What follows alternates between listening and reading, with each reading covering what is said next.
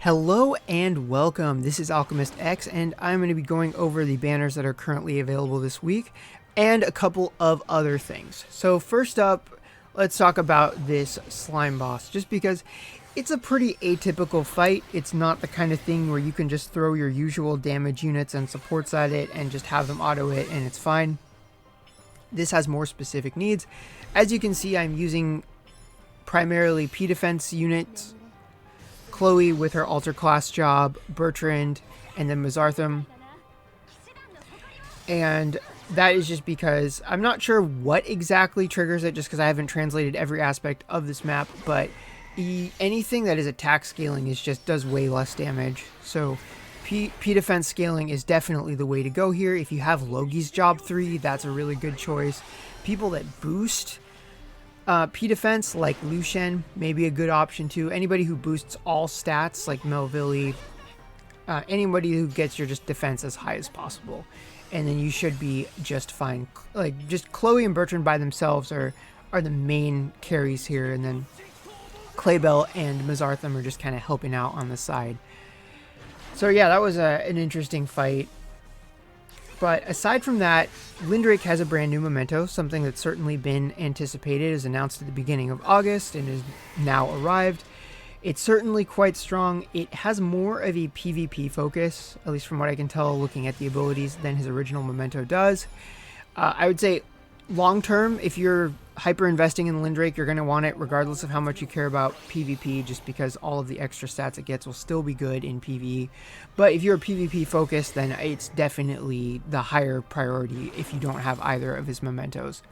So yeah, let's go ahead and take a closer look at the mementos and the VCRs and what he looks like with one versus the other.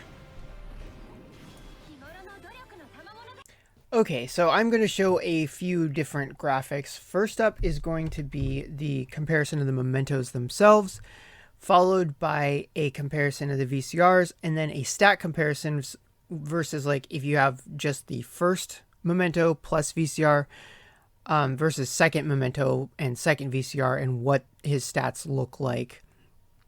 So feel free to give a pause and read.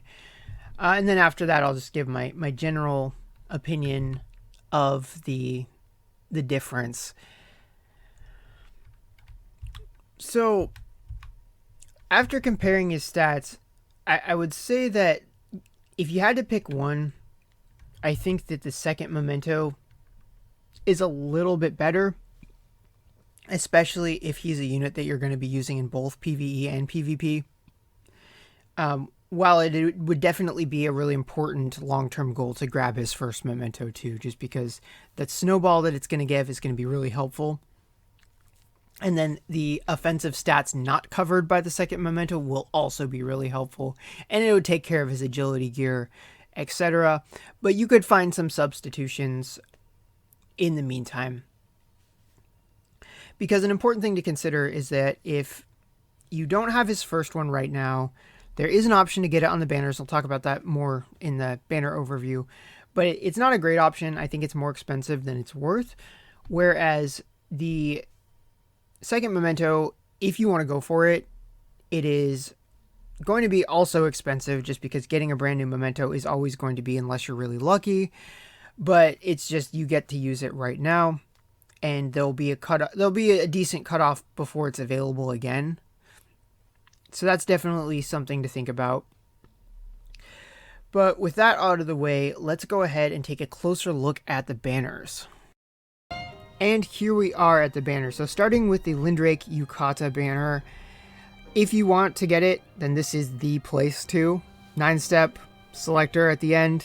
It's par for the course. Just one thing to keep in mind is that it's going to be around for another week after this, basically for the rest of the month. So if you're not totally sure yet, don't feel rushed. We might not get another discount ticket because they don't always give one in the last week of the month. Sometimes the last week is just nothing. But depending on what banners they put out for that final week, you'll at least have something to compare it to, and you could make that final decision of whether you want to go for it then. Or if you want to have it right now, it's here now. And you've got, maybe 1 or 2 discount tickets to burn on it. So that is kind of nice because that makes it just a little bit cheaper.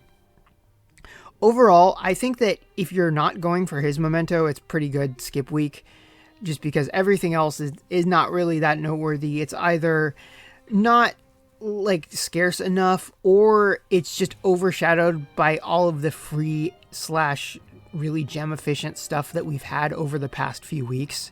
It's a hard act to follow, right? Like, this is the week after the 7.5 celebration has ended, so I can see why they kind of put out some stuff that I'm guessing they're not expecting it to do particularly well, aside from Lindrake's Memento banner.